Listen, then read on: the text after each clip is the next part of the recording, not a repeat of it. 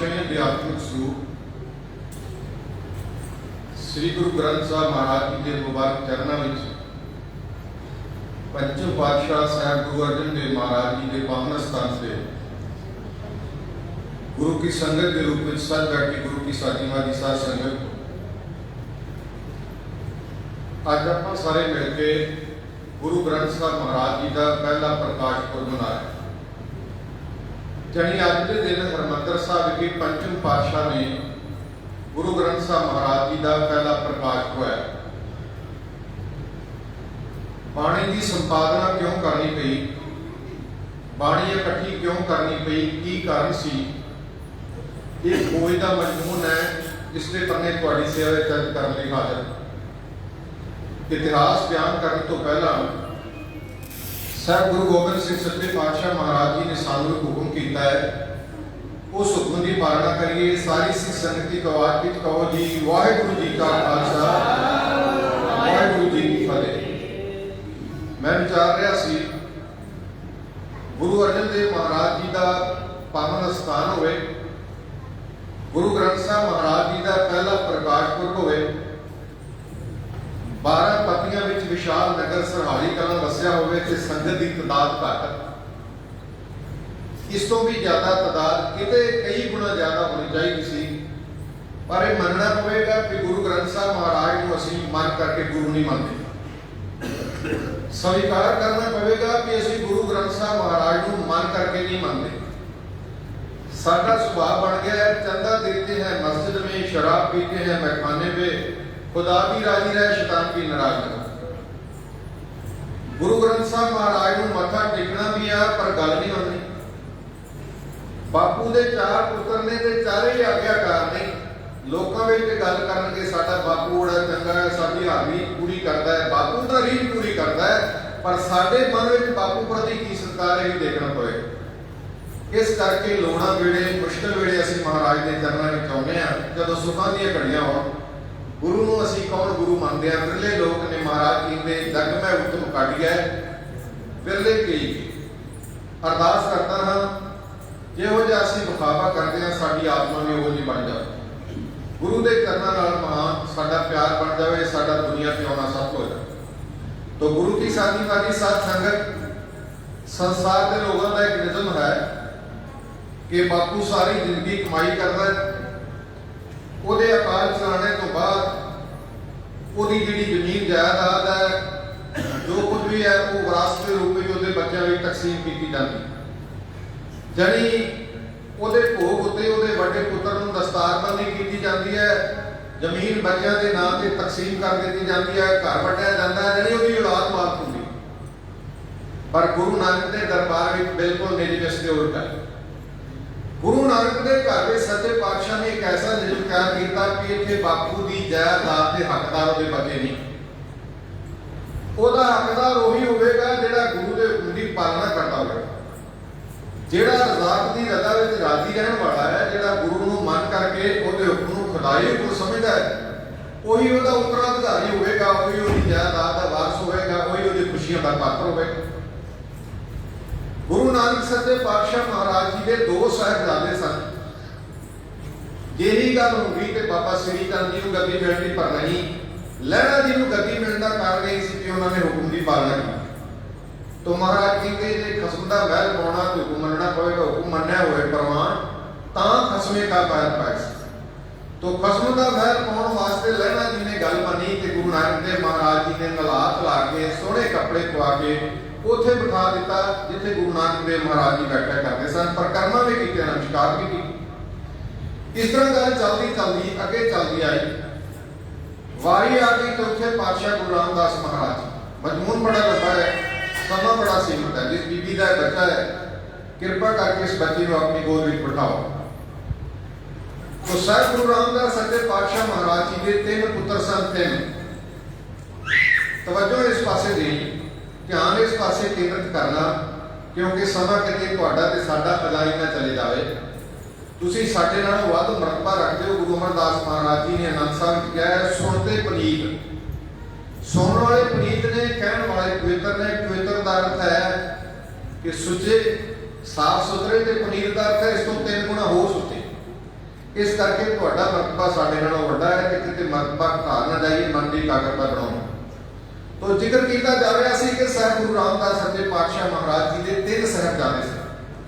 सारिਆਂ ਤੋਂ ਪਹਿਲਾਂ ਗੱਲ ਕਰਨ ਦਾ ਮੇਰਾ अर्थ यही है कि गुरु नानक के घर ਵਿੱਚ बापू की जायदाद का पुत्र वारस नहीं।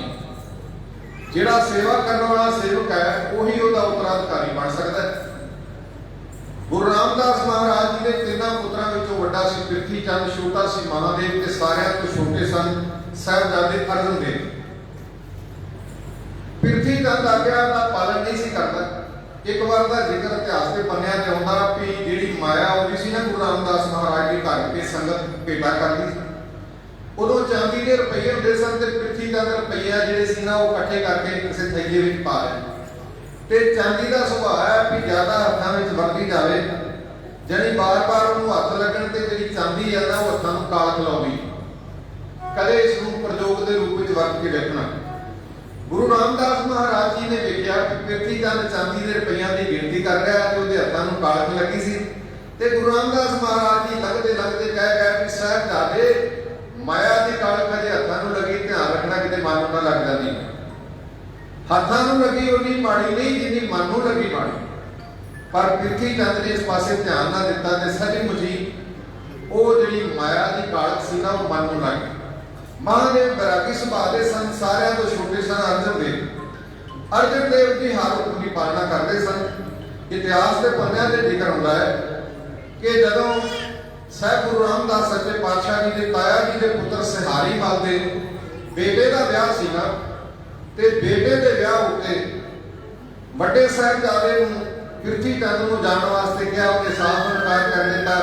महादेव ने क्या उसने भी इनकार कर दिता। तो जो अर्जन देव को सद के आख्या ना भी लाहौर जाना विआह उत्ते हाल नहीं भरन वास्ते, कि अर्जन देव ने हथ बन के आख्या भी मैं भागा वाला है, चौथे पातशाह गुरु रामदास महाराज ने विआह उत्ते जाने वास्ते मेरी चोण की है। ये तो महाराज जी तुसीं विआह ते भेज रहे हो ते फांसी के तख्ते ते चढ़न वास्ते भी अर्जन देव को भेजने ते मैं इनकार ना कर। तो गुरु की साधना की साध संगत जदों साहिबजादे तुरन लगे ना विआह ते जाने वास्ते, ते आवाज मार के आख्या साहिबजादे 2 गल्लां चेते रखणियां। अर्जन देव नूं छोटे साहिबजादे नूं गुरु रामदास महाराज जी सुचेत कर रहे हैं, कह रहे 2 गल्लां चेते रखियां। विआह विच जाके बंदे नूं रब भुल जांदा ते भुल भी जांदा है। विआह विच गए होए बंदे नूं सचमुच ही रब भुल जांदा है। गुरु रामदास महाराज कहण लगे बेटा तुसीं चले हो लाहौर विआह दीआं खुशियां विच हिस्सा लैण वास्ते, एक गल याद रखनी कि जिथे भी हो गुरु ना विसरे। ते दूजी गल ये कि जिन्ना चिर सदीए ना उन्ना चिर आउणा नहीं, जिन्ना चिर वापस ना बुलाइए उन्ना चिर आउणा नहीं। ते 1.5 साल के करीब विआह तो बाद अर्जन देव लाहौर रहे। गुरु अर्जन देव महाराज नूं चौथे पातशाह ने बुलाया नहीं ते वो आए नहीं। आखिरकार चिट्ठियां लेके भेजियां ते फिर आए। ते जदों सेवक सेवा विच प्रवान चढ़ गया ते गुरु रामदास महाराज जी ने बाबा बुढ़ा जी, भाई गुड़िया जी ते होर सिखां नूं कह के सांती सी इशनान करा के उत्थे बिठा दिता जिथे गुरु रामदास सच्चे पातशाह की बैठक करते थे। जड़ी गुरगद्दी प्राप्त होगी। मैं जिक्र कर रहा था कि ये कोई संसार का नियम नहीं कि बापू की जायदाद का पुत्र वारस होगा। गुरु नानक के घर का एक नियम है कि जिहड़ा सेवा करता वही प्रवान करता। बड़े तो प्रवान है जड़े, पर पृथ्वी चंद लालची से वो चाहता सी गद्दी का वारस मैं बना। इत्थे इहो जिहा नियम नहीं सी। जदों गुरु रामदास महाराज जी गोइंदवाल साहब की धरती से आके ज्योति जोत समा गए ते पृथ्वी चंद ने शिकायत कर दी भई अर्जन देव ने मेरे पिता को यार दे के मार दिता। भाई गुरदास जी, बाबा बुढ़ा जी के कुछ होर सूझवान सिखां ने विच पै के इस केस को निपटाया। पृथ्वी चंद ने चालां चलनियां शुरू कर दी। साहब गुरु अर्जन देव सच्चे पातशाह महाराज जी उन्हां दे दरबार विच लंगर दी जिहड़ी रसत आउंदी सी वो भी रोक दित्ती, और जां कई होर विरोधतावां कीतीआं। इतिहास के पन्ने दसदे ने कि पृथ्वी चंद ने भी कुछ बाणी लिखी, कच्ची बाणी जिन्हों आप आखदे, और उसका पुत्र मेहरबान तो बहुत अगे लंघ गया। मेहरबान ने वार पीरां दी लिखी, ਉਹਦੇ ਉੱਤੇ ਨਾਨਕ ਸ਼ਬਦ ਵਰਤ ਦਿੱਤਾ, ਲਾਸਟ ਵਿੱਚ ਅਖੀਰ ਵਿੱਚ ਨਾਨਕ ਪਦ ਵਰਤ ਦਿੱਤਾ ਤਾਂ ਕਿ ਭੁਲੇਖਾ ਪੈਂਦਾ ਰਹੇ ਕਿ ਇਹ ਬਾਣੀ ਮਿਹਰਬਾਨ ਦੀ ਆ ਜਾਂ ਗੁਰੂ ਨਾਨਕ ਦੇਵ ਦੀ ਸਿੱਖ ਪਛਾਣ ਨਾ ਕਰ ਸਕਦਾ। ਉਹਨੇ ਹੋਰ ਵੀ ਕਈ ਕੁਝ ਲਿਖਿਆ। ਟਰਾਲੀ ਦੇ ਪੱਲੇ ਤੇ ਅਕਸਰ ਲਿਖਿਆ ਮਿਲਦਾ ਪੜਿਆ ਪੜ੍ਹ ਨਹੀਂ ਮਿਲਦਾ, ਉਹਦੇ ਉੱਤੇ ਲਿਖਿਆ ਹੁੰਦਾ ਹੈ ਭੰਗਤ ਧੂਰਾ ਸੁਨਾ ਪਾਨ ਉਤਰ ਜਾਏ ਪ੍ਰਭਾਤ, ਨਾਮ ਤੁਮਾਰੀ ਨਾਨਕਾ ਚੜੀ ਜਾਏ ਦਿਨ ਰਾਤ। ਨਾਮ ਕੁਮਾਰੀ ਨਾਨਕਾ ਚੜੀ ਰਹਿ ਦਿਨ ਰਾਤ। ਇਸ ਸ਼ਬਦ ਤੋਂ ਅਸੀਂ ਭੁਲੇਖਾ ਪਾ ਜਾਂਦੇ ਕਿ ਸ਼ਬਦ ਗੁਰੂ ਨਾਨਕ ਦੇਵ ਮਹਾਰਾਜ, ਪਰ ਇਹ ਗੁਰੂ ਨਾਨਕ ਦੇਵ ਮਹਾਰਾਜ ਜੀ ਦਾ ਸ਼ਬਦ ਹੀ, ਇਹ ਤਾਂ ਸ਼ਬਦ ਮਿਹਰ ਬਣਦਾ ਹੈ। ਇਸ ਤਰ੍ਹਾਂ ਦੇ ਹੋਰ ਵੀ ਕਈ ਐਸੇ ਸ਼ਬਦ ਨੇ, ਦੂਜਾ ਕਾਹੇ ਸਿਮਰਿਏ ਜੰਮੇ ਤੇ ਮਰ ਜਾਏ, ਏਕੋ ਸਿਮਰੋ ਨਾਨਕਾ ਜੋ ਜਲ ਥਲ ਰਹਿ ਸਮਾਏ। ਤੁਸੀਂ ਇਹ ਸ਼ਬਦ ਨੂੰ ਸੁਣ ਕੇ ਵਿਚਾਰਦੇ ਹੋਗੇ ਕਿ ਇਹ ਸ਼ਬਦ ਗੁਰੂ ਗ੍ਰੰਥ ਸਾਹਿਬ ਮਹਾਰਾਜ ਜੀ ਦਰਜ ਹੋਵੇਗਾ, ਇਹ ਕਿਸੇ ਗੁਰੂ ਸਾਹਿਬ ਦੀ ਰਚਨਾ ਤੋਂ ਉਚਾਰਨ ਕੀਤਾ ਸ਼ਬਦ ਹੋਵੇਗਾ, ਪਰ ਨਹੀਂ, ਇਹ ਸ਼ਬਦ ਵੀ ਮਿਹਰਬਾਨ ਦਾ ਸ਼ਬਦ ਕੁਝ ਹੋਰ ਹੈ। ਅਵਰ ਦੂਜਾ ਕਿ ਸਿਮਰਿਆ ਹੈ, ਉਹਨੂੰ ਭੰਨ ਕੇ ਮਿਹਰਬਾਨ ਨੇ ਇਸ ਤਰ੍ਹਾਂ ਲਿਖ ਦਿੱਤਾ, ਜਿਹੜਾ ਮੈਂ ਤੁਹਾਡੇ ਨਾਲ ਸਾਂਝਾ ਕੀਤਾ। ਭਾਈ ਗੁਰਦਾਸ ਜੀ ਤੇ ਬਾਬਾ ਬੁੱਢਾ ਜੀ ਇੱਕ ਦਿਨ ਬੈਠੇ ਵਿਚਾਰ ਰਹੇ ਸਨ। ਉਹਨਾਂ ਨੇ ਸਿੱਖਾਂ ਨੂੰ ਕੀਰਤਨ ਕਰਦਿਆਂ ਸੁਣਿਆ, ਜਿਵੇਂ ਢੋਲਕੀ ਦੇ ਛੈਣਿਆਂ ਨਾਲ ਆਪਾਂ ਸ਼ਬਦ ਪੜ੍ਹਦੇ। ਸਿੱਖ ਸ਼ਬਦ ਪੜ੍ਹ ਰਹੇ ਸਨ ਤੇ ਸ਼ਬਦ ਪੜ੍ਹਦਿਆਂ ਮਿਹਰਬਾਨ ਦੀ ਉਚਾਰੀ ਹੋਈ, ਉਹ ਕੱਚੀ ਬਾਣੀ ਦੇ ਸ਼ਬਦ ਪੜ੍ਹ ਰਹੇ ਸਨ ਵੀ ਉਹੀ ਭਗਤ ਧੂਰਾ ਸੁਰਾ ਪਾਨ ਉਤਰ ਜਾਏ ਪ੍ਰਭਾਤ, ਨਾਮ ਕੁਮਾਰੀ ਨਾਨਕਾ ਚੜੀ ਰਹਿ ਦਿਨ ਰਾਤ। ਬਾਬਾ ਬੁੱਢਾ ਜੀ ਦੇ ਭਾਈ ਗੁਰਦਾਸ ਜੀ ਦੇ ਸਰਵਣਾ ਤੇ ਸ਼ਬਦ ਪੈ ਤੇ ਵਿਚਾਰ ਬਣਾਈ ਭਈ ਮਿਹਰਬਾਨ ਤਾਂ ਰੋਜ਼ ਨਵੇਂ ਤੋਂ ਨਵੀਂ ਕੋਈ ਚਾਲ ਚੱਲਦਾ ਤੇ ਚੱਲਦਾ ਇੱਥੋਂ ਤੱਕ ਆਣ ਪਹੁੰਚਾ ਕਿ ਉਸਨੇ ਬਾਣੀ ਦੀ ਰਚਨਾ ਕਰਨੀ ਸ਼ੁਰੂ ਕਰ ਦਿੱਤੀ ਹੈ ਤੇ ਨਾਨਕ ਪਾਲ ਪਾ ਦਿੱਤਾ ਹੈ, ਜਿਹਦੇ ਨਾਲ ਸਿੱਖਾਂ ਨੂੰ ਭੁਲੇਖਾ ਪੈਂਦਾ, ਉਹਨਾਂ ਨੂੰ ਪਤਾ ਨਹੀਂ ਲੱਗਦਾ ਤੇ ਆਹ ਤੇ ਸ਼ਬਦ ਪੜ੍ਹਨ ਤੱਕ ਪੈਸੇ।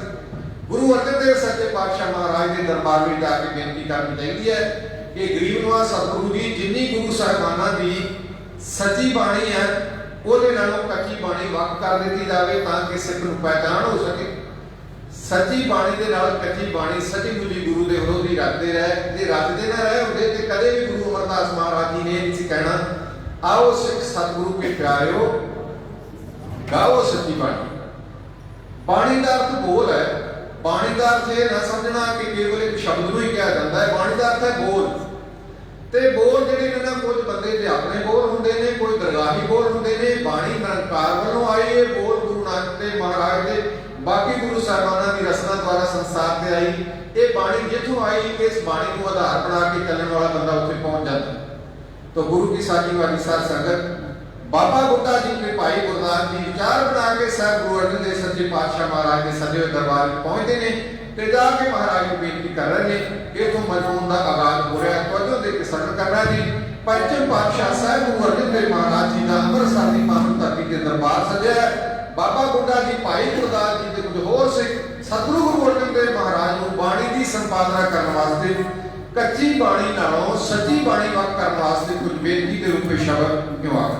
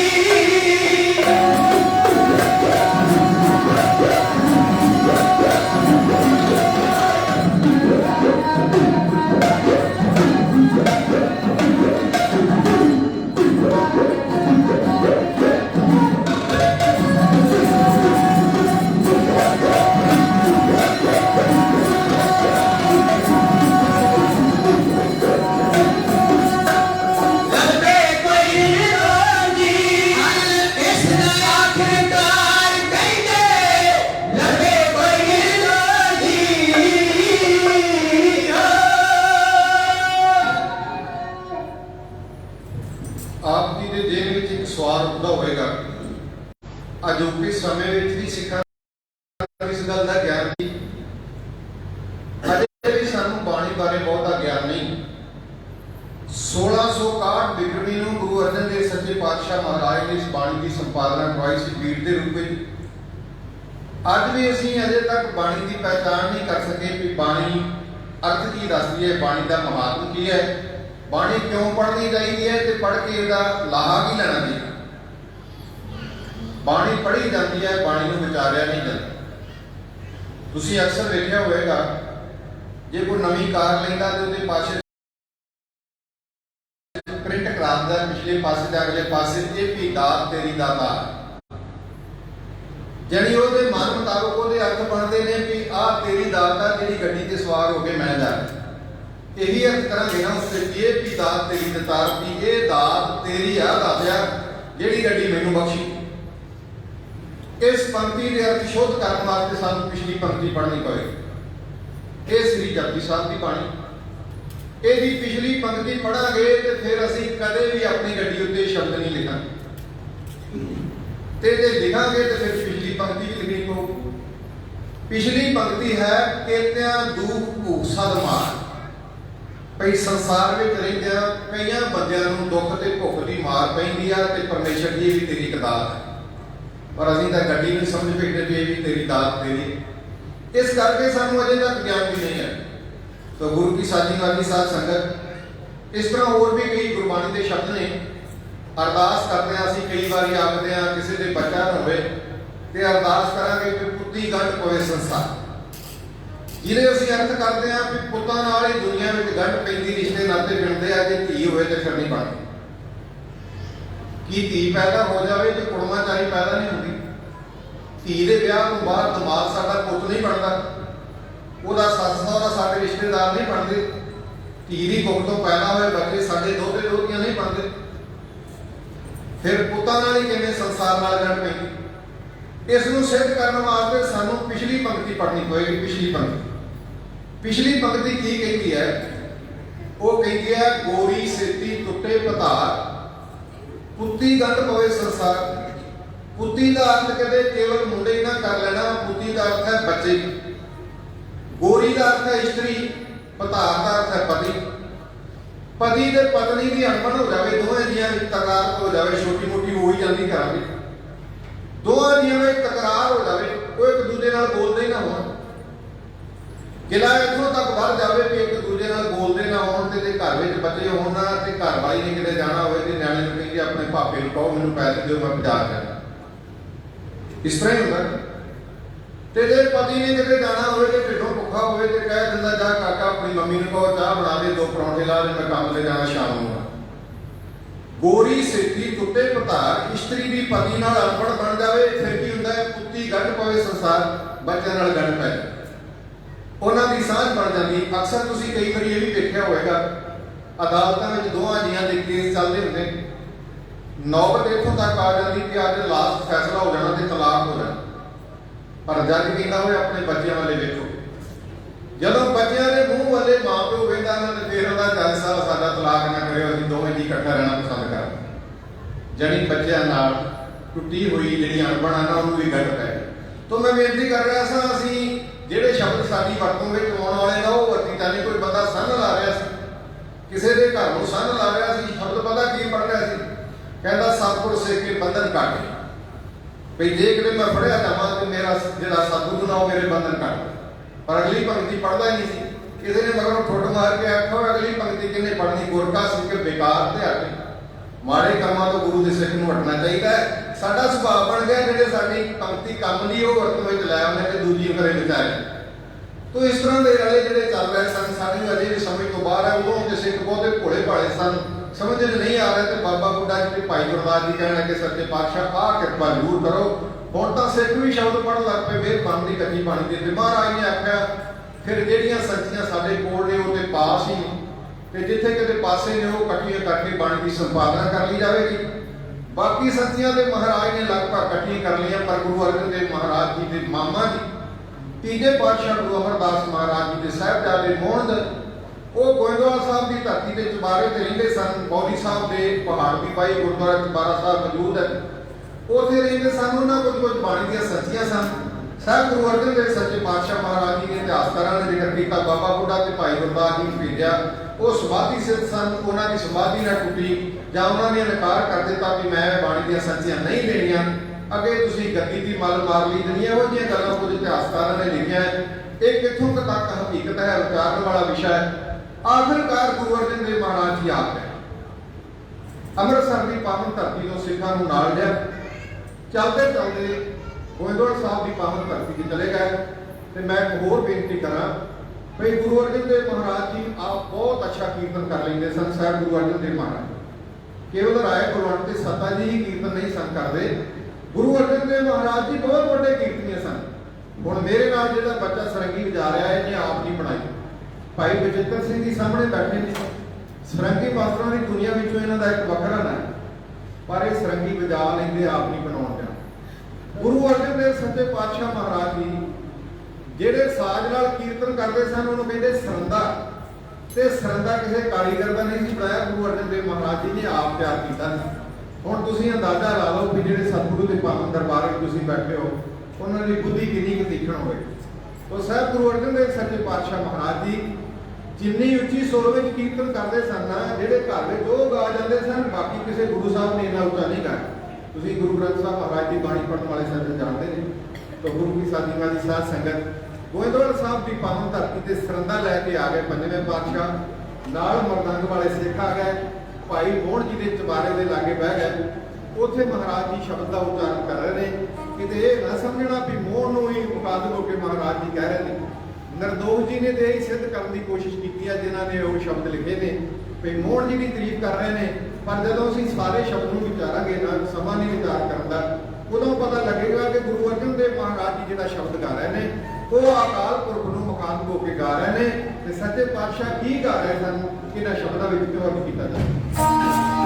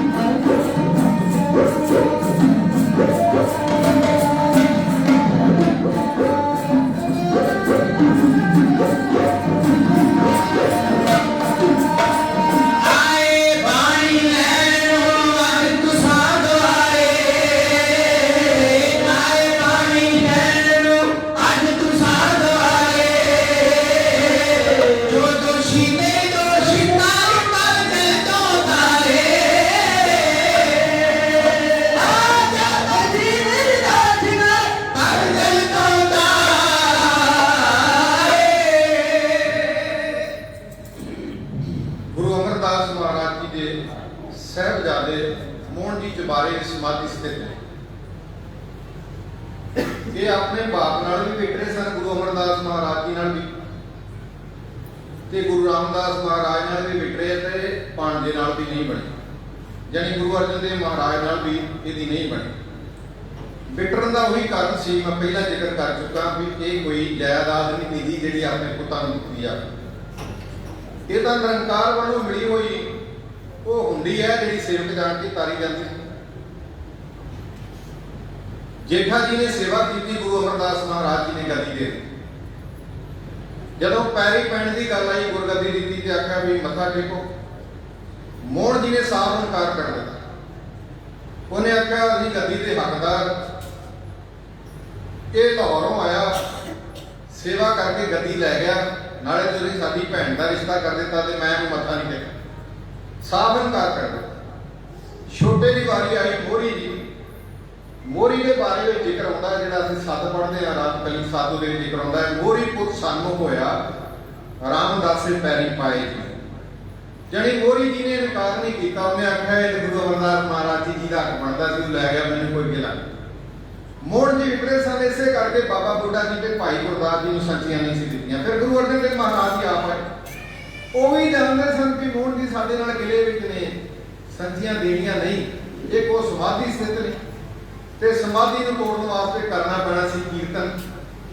ते मैं फिर बेनती कर दवां कि जिथे गुरु अर्जन देव महाराज जी सरंदा आप तैयार किया सी, सरंदे नाल कीर्तन करते सन, उत्थे गुरु अर्जन देव महाराज जी उच्ची घर विच भी गाउंदे सन, यानी उन्होंने जिन्ना उच्चा किसी ने कीर्तन नहीं किया।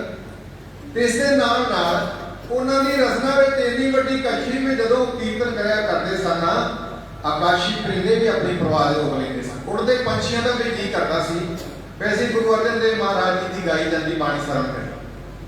तो साहिब अर्जन देव सच्चे पातशाह महाराज जी चबारे के बिल्कुल नजदीक खुले मैदान में धरती से जताइयां विछा के संगत को नाल लैके सच्चे पातशाह जी ने सरंदा बजाया ते नाल वगा मरदंग। मरदंग पहला वजदा रहा साजां दे नाल, दो तंती साज हुंदे सन, हुण हारमोनीयम का युग आ गया। जिथे तंती साजां की थां हारमोनीयम ने लै ली, जो जर्मन की एक तकनीक है, ये तो सिखण वास्ते वास्ते चंगी तरह जानते सन, क्योंकि सुरां बंदिश विच लेके रखी होंदियां, पता हुंदा सुरां का ज्ञान मिल जाता है। तो असल में जिहड़ा कीर्तन करने वाला साध है ना, वो तंती नहीं हुंदा। इस दे नाल नाल जिहड़ी अज जोड़ी वजदी है ना, तबला वजदा है। जदों इहदी पिछोकड़ की भाल करिए तो उदों मरदंग वज्जा करदा सी। मरदंग ढोलकी नालों वड्डे आकार की ढोलकी जिन्हों मरदंग कहा जाता है। ढड्डरिया वाले बाबे ते होर जिहड़े चिमटियां वाले बाबे ना, उन्हां नाल मरदंग वजदा अज भी देखा जा सकदा। मरदंग वज रिहा है, साहब गुरु अर्जन देव महाराज जी कीर्तन कर रहे हैं, सरंगा वज रहा है ते अकाल पुरख नूं मुखातब होकर कह रहे हैं। चमवारा दे मोहन का भी सी, पर लेख नूं भुलेखा पै गया कि शायद उसे मोहन की गल कर रहा, पर मोहन तो अकाल पुरख नूं मुखातब होकर गुरु अर्जन देव महाराज के मोहन तेरे ऊंचे मंदिर मैं रे पार ते नाल जिक्र कर रहे सन भी धर्मशाला में भी तेनों याद किया जाता है कि जिथे संगत इकट्ठी होंगी उत्थे तेरा कीर्तन होता है। और मोहन का कीर्तन थोड़ा होता सी जिथे संगत इकट्ठी होंगी। इस करके असीं बार बार भुलेखे खा रहे, भुलेखा दूर करते हैं। गुरु अर्जन देव महाराज सच्चे पातशाह ने अकाल पुरख नूं मुखातब होकर शब्द गाया, पर जदों गुरु साहब गा रहे सन एक निरंकार की बाणी, कई बारी तो असीं ड्यूटी से बैठे गलों गलावा लाउण की कोशिश करते हैं भी कल 2 घंटे की ड्यूटी ला दिए, बाणी पढ़ी भी जाती है तो बाणी गाई भी जाती है। बाणी पढ़न का होर अर्थ होंदा है ते गाउण का होर अर्थ होंदा है। जिहड़ी बाणी पढ़ी जाती है ना तो पढ़न वाले को आनंद आउंदा है ते ना सुणन वाले को। जदों बाणी गाई जाएगी ना, गाई जाएगी, गाउण वाले के रोम रोम में भी वड़ जाएगी, हिरदा श्वास हो जाएगा, आत्मा निर्मल हो जाएगी। ते जिहड़ा गाउण वाले दी गाउंदे बाणी नूं सुनेगा उहदा भी हिरदा श्वास होगा। तो साहब गुरु अर्जन देव सच्चे पातशाह महाराज की बाणी गा रहे हैं, सरंगा वज रहा और बाब वज रहा, महाराज जी बाणी गा रहे सन ते सच्चे पातशाह का कोई वर्गा कंठ, निरंकार की बाणी, सरंगे वर्गा सार, मरदंग की ठप, गोविंदवाल तो गोविंदपुरी बनया ते मोहन जी के नेत्र खुल गए। आवाज पई गुरु की मीठी रसना में, मोहन जी के नेत्र खुल गए। मरदंग वजदा कन्ना विच आवाज पई, कीर्तन दीआं धुनियां कन्ना विच पईआं। उठे अपने आसन तो चबारे की बारी नाली थल्ले वेखिया ते रिहा ना गया। गुरु अर्जन देव सच्चे पातशाह महाराज जी चौड़ा मार के कीर्तन कर रहे सन। पौड़ियां उतरते उतरते मेरे गुरुदेव के पास गिले शिकवे दूर कर लए। गिले शिकवे दूर करके महाराज के चरण परसे ते आख्या, सतगुरु जी तुसीं इत्थे बैठे हो, आओ महाराज जी मुबारक चरण चबारे में पा के चबारे में पवित्र करो। साहब गुरु अर्जन देव सच्चे पातशाह महाराज जी चलते चलते चबारे में चले गया। उनका कारण पूछा तो महाराज ने दर्शाते आख्या भी कारण आ हुआ, कच्ची बाणी का रला पै रहा, सच्ची बाणी के सिखां ने सिखां नूं कीर्तन करदਿਆਂ सुनिया सी। असीं बाणी की भीड़ तैयार करनी है, कुछ सच्चियां गुरु साहबां तो प्राप्त हुई साढ़े तक पहुँच गई ने। भगतां की बाणी इकट्ठी कर ली, लगभग तुहाडे कोल कुछ बाणी दी सच्चियां ते उह असीं लैण वास्ते आए ते मेहरबानी करके सानूं दे दित्तियां जाण, ताकि सिख भुलेखे का शिकार ना होण ते भीड़ की संपादना कर दी जाए ते सदीवी कर लई सिख गुरु की बाणी को सेध नहीं करें। भाई मोहन जी ने बाद सुंदर रमाला में लपेट के उस सच्चियां हाजिर कर ते गुरु अर्जन देव सच्चे पातशाह महाराज ने आख्या भी ये सच्चियां इदां थोड़ियां करदी।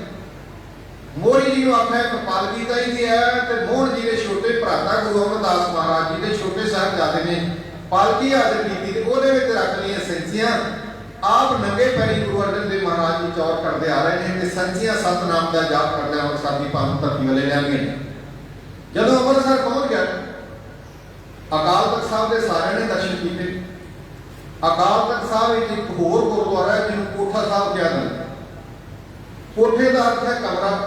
पुराने जमाने में जो असीं छोटे साहब वो कोठा ही कहा जाता सी, कच्चे कोठे होंदे सन। अज असीं कमरे ते रूम राम वगैरह वो शब्द वरतन लग पाए। उत्थे गुरु अर्जन देव महाराज जी अमृतसर की सेवा कराउंदे उस कोठे में बराजा करते सन। महाराज वास्ते एक पलंगा डाया सी, उहदे ते विछाई की जाती। हुण जदों अमृतसर की पावन धरती ते चले गए ते कोठे विच जिहड़े पलंगे ने गुरु अर्जन देव महाराज जी बराजा करते सन, सच्चे पातशाह ने आख्या जिहड़ियां सच्चियां जांदियां इह छटका ते बाबा बुढ़ा जी कहणे कि महाराज तुसीं कित्थे बराज गए? गुरु ने आख्या असीं थल्ले, बाणी उच्ची आ ते असीं नीवें थां ते बराज। महाराज ने थले विछाई कर ली, पलगे उत्ते बाणी दी सच्चियां रख दित्तियां। हुण बाबा बुढ़ा जी ते भाई गुरदास जी नूं गुरु अर्जन देव महाराज जी कह रहे ने आप अमृतसर के आले दुआले फिर के किसी ऐसी थां की भाल करो जिथे रुखां दा इकट्ठ उत्थे होवे, जिथे पानी की किल्लत खत्म हो सके, जिथे पानी नूं चक के ठंडी हवा आवे, किसी तरह की गर्मी महसूस ना होवे, किसी आउण जाण दा लांघा ना होवे, उथे इस बाणी की संपादना करनी है। तो भाई साहब भाई मुमताज जी को कह दिता कि कागजां की दफ्तरी तैयार कर लो, कलमा तैयार कर लो, शाही तैयार कर लो, तो तुहानूं बाणी लिखवाई जाएगी। जिहड़ी भगतां की बाणी, गुरु साहिबानां की बाणी लिखवाई जाएगी, तो तुसीं ये बाणी लिखनी। हुण सवाल उठदा भी वो थां किहड़ी?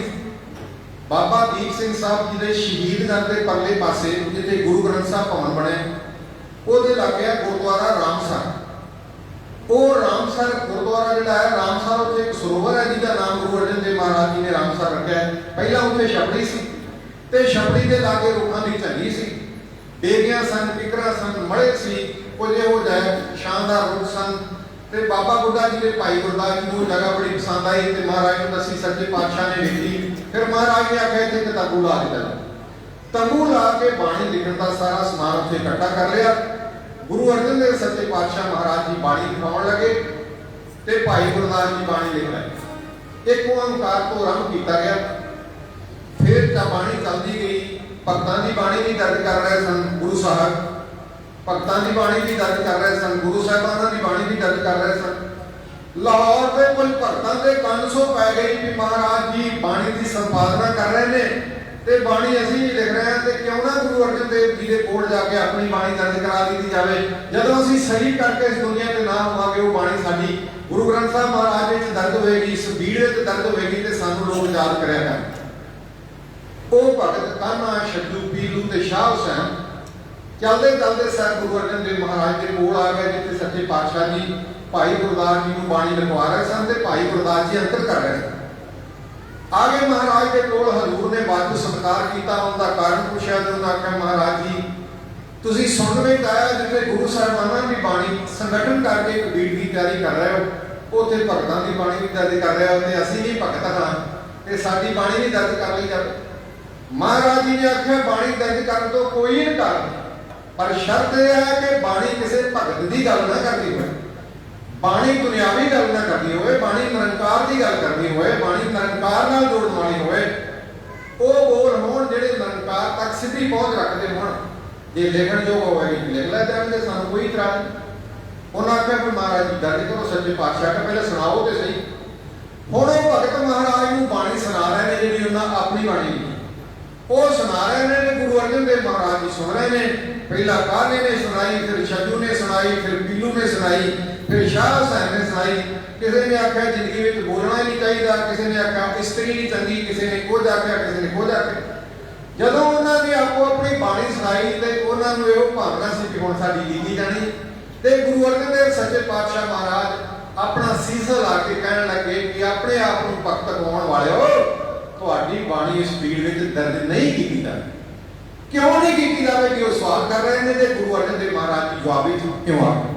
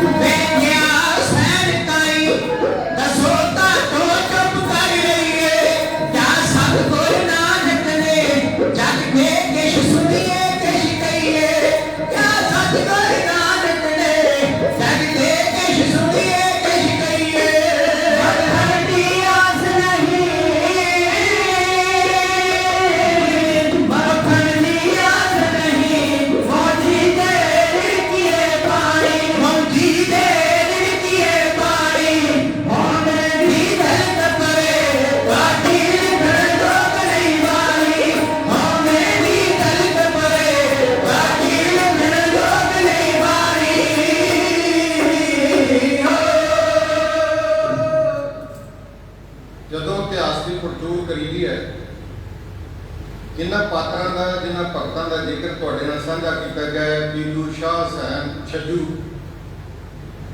ये सारे भगतां दा जीवन वेखिए, इन्हां दे रिलेशन वेखिए, इन्हां दा किसी नाल नेड़ता वेखिए ते सरकारां नाल बहुत वड्डा इन्हां दा संबंध सी। असल विच आए इस रूप नाल सन कि साडा वक्त दे बादशाह नाल बहुत वड्डा नेड़ला संबंध है ते गुरु अर्जन देव महाराज जी साडी बाणीदारी कर रहे। दबाव वाले लोग अक्सर ऐसा कुछ करते हैं कि अच्छी कर रहे किया जा रहा है, बहुत कुछ हो रहा है। दबाव वाले लोगों ने साडे इतिहास में बहुत वड्डा रौला पा दिता। जिहड़ी सिख रैफरेंस लाइब्रेरी लुट के खड़ी गई, ना तो वो साड़ी गई है, ना उसका कोई नुकसान होया। 6 तरीक को सारा ਜਿਹੜਾ ਸੀ ਸਮਾਪਤ ਹੋ ਗਿਆ ਤੇ 8 ਤਰੀਕ ਨੂੰ ਲਾਇਬ੍ਰੇਰੀ ਟੁੱਟੀ ਗਈ।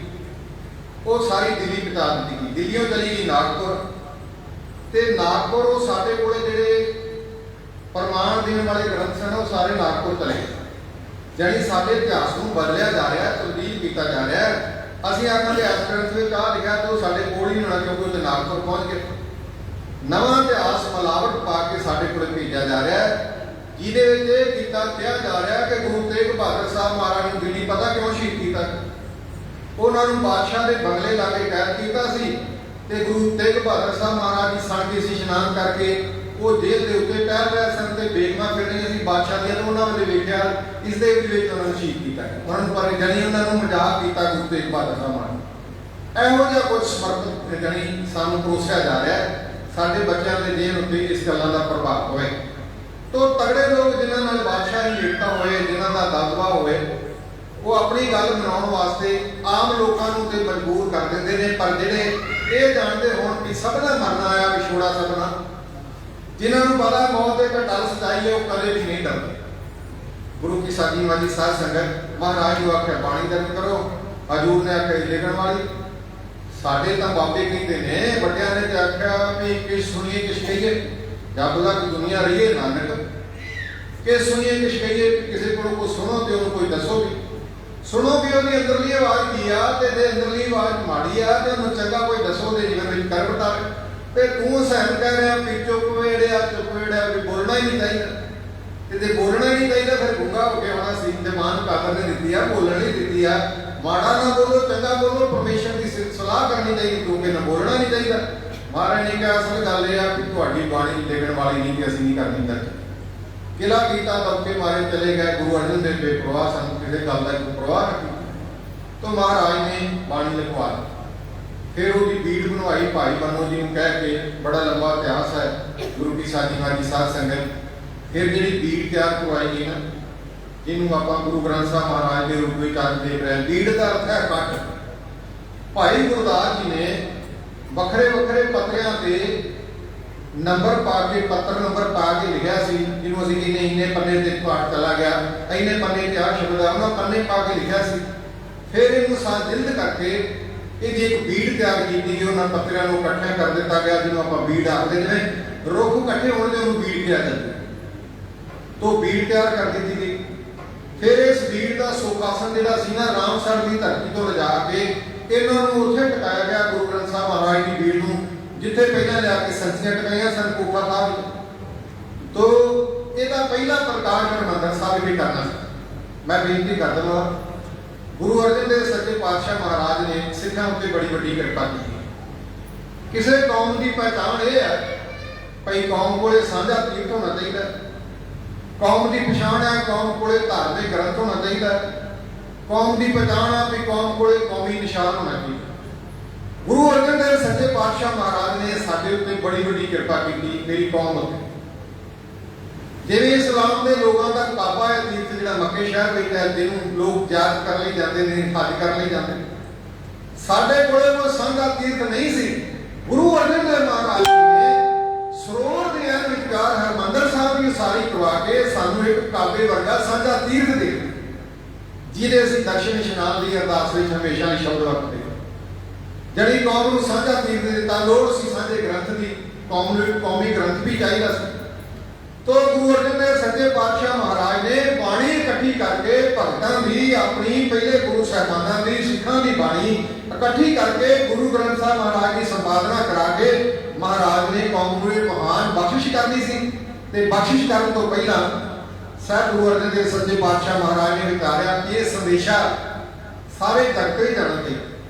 ਤੋ ਮਹਾਰਾਜ ਨੇ ਭਾਈ ਗੁਰਦਾਸ ਜੀ ਨੂੰ ਕੁਝ ਸਿੱਖਾਂ ਨੂੰ ਨੇੜੇ ਬਣਾ ਕੇ ਆਖਿਆ, ਜਿੱਥੇ ਜਿੱਥੇ ਨਾਨਕ ਨਾਮ ਲਿਆ ਸਿੱਖ ਰਹਿੰਦੇ ਨੇ, ਉਹਨਾਂ ਤੱਕ ਸੁਨੇਹਾ ਪਹੁੰਚਾਇਆ ਜਾਵੇ ਕਿ ਇਸ ਤਰੀਕ ਨੂੰ ਭਾਦਰੋਂ ਸੁਦੀ ਏਕਮ ਨੂੰ ਹਰਿਮੰਦਰ ਸਾਹਿਬ ਵਿਖੇ ਬਾਣੀ ਦਾ ਪ੍ਰਕਾਸ਼ ਕੀਤਾ ਜਾਵੇਗਾ। ਇੱਕ ਬੜਾ ਵੱਡਾ ਜਗ ਰਚਿਆ ਜਾਣਾ ਹੈ, ਉੱਥੇ ਸੰਤਾਂ ਦਾ ਪਹਾੜੀ ਇਕੱਠ ਚਾਹੀਦਾ ਹੈ ਤੇ ਸੰਸਾਰੀ ਲੋਕਾਂ ਨੂੰ ਗਿਆਨ ਦੇਣ ਵਾਲੀ ਇਲਾਹੀ ਬਾਣੀ ਇੱਕ ਗ੍ਰੰਥ ਦੇ ਰੂਪ ਵਿੱਚ ਸੰਗਤ ਨੂੰ ਦਰਸ਼ਨ ਕਰਨ ਲਈ ਮਿਲੇਗੀ। ਆਪ ਉੱਥੇ ਪਹੁੰਚਣ ਦੀ ਕਿਰਪਾਲਤਾ ਕਰਨੀ। ਹੁਕਮਨਾਮੇ ਲੈ ਕੇ ਮੇਵੜੇ ਜਿੱਥੇ ਜਿੱਥੇ ਨਾਨਕ ਨਾਮ ਦੇ ਸਿੱਖ ਵਾਸਤੇ ਸਾਨੂੰ ਉੱਥੇ ਪਹੁੰਚ ਗਏ। ਮਾਝਾ ਪੋਟੋਹਾਰ ਅਤੇ ਕਾਬਲ ਕੰਧਾਰ ਬਾਰ ਕਾਂਚੀ ਕਸ਼ਮੀਰੋਂ ਤਾਲੇ ਪੁਰੀ ਵੱਲੇ ਪਹੁੰਚ ਗਿਆ। मिस्र ईरान बर्मा चीन ते जापान विचों यूपीसीपी बांगड़ बंगालों तक आउंदियां मक्का ते मदीना सैर कीता जिथे जिथे बाबे उथों उथों आके सीस गुरां नूं झुकाउंदियां ते घर-बार छड्ड के अकट बेशुमार होया संगतां बेअंत डेरे अमृतसर लाउंदियां। साहब गुरु अर्जन देव सच्चे पातशाह महाराज दे मुबारक चरनां विच अमृतसर दी पावन धरती ते ਲੱਖਾਂ ਦੀ ਤਾਦਾਦ ਵਿੱਚ ਸੰਗਤ ਦਾ ਇਕੱਠ ਹੋਇਆ, ਲੱਖਾਂ ਦੀ ਤਾਦਾਦ। ਨਾਲੇ ਦਸਵਾਂ ਦੀਆਂ ਭੇਟਾਵਾਂ ਲੈ ਕੇ ਆਏ, ਨਾਲੇ ਗੁਰੂ ਅਰਜਨ ਦੇਵ ਮਹਾਰਾਜ ਦੇ ਦਰਸ਼ਨ ਕਰਾਂਗੇ, ਨਾਲੇ ਸਰੋਵਰ ਵਿੱਚ ਇਸ਼ਨਾਨ ਕਰਾਂਗੇ, ਨਾਲੇ ਇਲਾਹੀ ਬਾਣੀ ਦੀ ਭੀੜ ਰਚੀ ਉਸ ਦੇ ਦਰਸ਼ਨ ਕਰਾਂਗੇ, ਨਾਲੇ ਗੁਰੂ ਅਰਜਨ ਸਾਹਿਬ ਮਹਾਰਾਜ ਨੇ ਜਿਹੜਾ ਹੁਕਮ ਕਰਨਾ ਹੈ ਉਸ ਦੀ ਪਾਲਣਾ ਕੀਤੀ ਜਾਵੇਗੀ। ਲੱਖਾਂ ਦੀ ਤਾਦਾਦ ਵਿੱਚ ਸੰਗਤ ਦਾ ਇਕੱਠ ਹੋਇਆ, ਤਰ੍ਹਾਂ ਤਰ੍ਹਾਂ ਦੇ ਪਕਵਾਨ ਤਿਆਰ ਹੋਏ। ਆ ਗਿਆ ਵਕਤ ਭਾਦਰੋਂ ਸੁਦੀ ਏਕਮ। ਸਾਹਿਬ ਗੁਰੂ ਅਰਜਨ ਦੇਵ ਸੱਚੇ ਪਾਤਸ਼ਾਹ ਮਹਾਰਾਜ ਜੀ ਨੇ ਪਾਲਕੀ ਵਿੱਚ गुरु ग्रंथ साहब महाराज जी ने बीड़ की सवारी रखी। कोठा साहब विचों हरमंदर साहब विच लिआंदा गया, इत्थे प्रकाश किया गया। बाबा बुढ़ा जी नूं महाराज ने हुक्म दिता। मैं बेनती कर देवां, गुरु अर्जन देव महाराज जी कई दिन विचारते रहे भी ये इलाही बाणी है, निरंकारी बोल ने ते इन्हां दा ज्ञाता, इन्हां दा बोलण वाला भी कोई सुची आत्मा वाला चाहिए है। ते ख्याल गया बाबा बुढ़ा जी। तो बाबा बुढ़ा जी नूं पहले ग्रंथी निश्चित किया। हरमंदिर साहब विखे अज के दिन पहला प्रकाश होया ते बाबा बुढ़ा जी गुरु अर्जन देव महाराज जी ने हुक्मनामा लैण वास्ते कहा। तो हुक्मनामा आया, संतां के कारज आप जोया, हर कम करावण आया राम, धरत सुहावी तार सुहावा, विच अमृत जल छाया राम। बाबा जी ने हुक्मनामा पढ़ के सुनाया। गुरु अर्जन देव महाराज ने इसकी व्याख्या की। फिर इलाही बाणी का कीर्तन होया, संतां ने दर्शन किए। सतगुरु ने आख्या किसी सिख उत्ते खुशी का मौका आए, बाणी का जाप, कोई गमी की घड़ी आए, दुख सुख शरीर के कपड़े ने हर बंदा ही पहनता। दुख वेले भी बाणी को पढ़ना है तो सुख वेले भी बाणी को पढ़ना, तो केवल पढ़ना ही नहीं। मैं फिर बेनती करना, गिला ना करना, असी भुलेखे के शिकार हाँ कि जी महाराज के बोल ने जी बाणी है ना, ये केवल पढ़ने लिए, बाणी पढ़ने लिए नहीं लिखी गई। बाणी का एक संविधान है, बाणी का एक अकाल पुरख का कानून है, बाणी का एक आधार है जिन्होंने पढ़ के ते विचार के सिख ने गुरु की गोद में सदीवी काल चले। बाणी पढ़ी जाए, बाणी सुनी जाए ते सुन के घर चले जाइए, अपने संसारी कामां च रुझ जाइए ते बाणी के बोलों को विचारिए।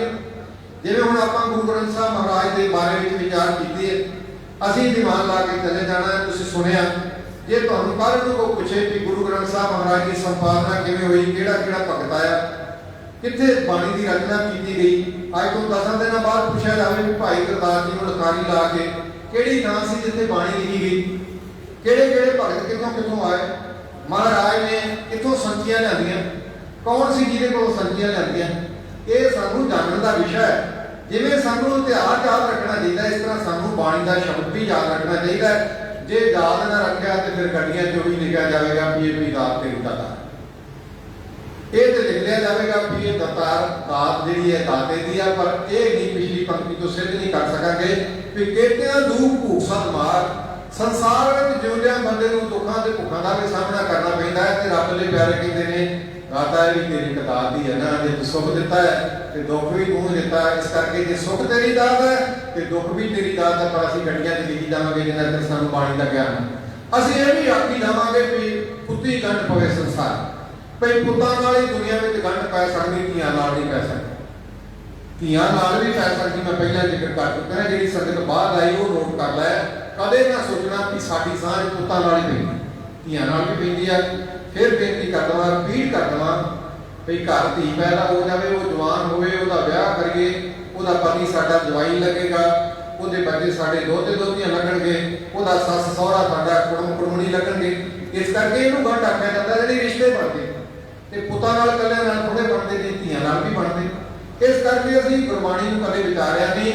महाराज कहते ने गोरी सेठी टुੱਟੇ भतार, गोरी कहते इस्त्री नूं, भतार कहते पति नूं, दोवां जियां दी अणबण हो जाए तो बच्चों नाल दोवां दी सांझ बन जाती है, लड़ाई झगड़े खत्म हो जाते हैं। इस करके मैं बेनती करा कि गुरबाणी विचार का विषय, विचार के चलन का विषय है। जिन्हें बाणी को विचारिया, जिहड़े चले वो जिंदगी में कामयाब हो गए, उन्होंने लोक भी सहेला हो गया, परलोक भी सहेला।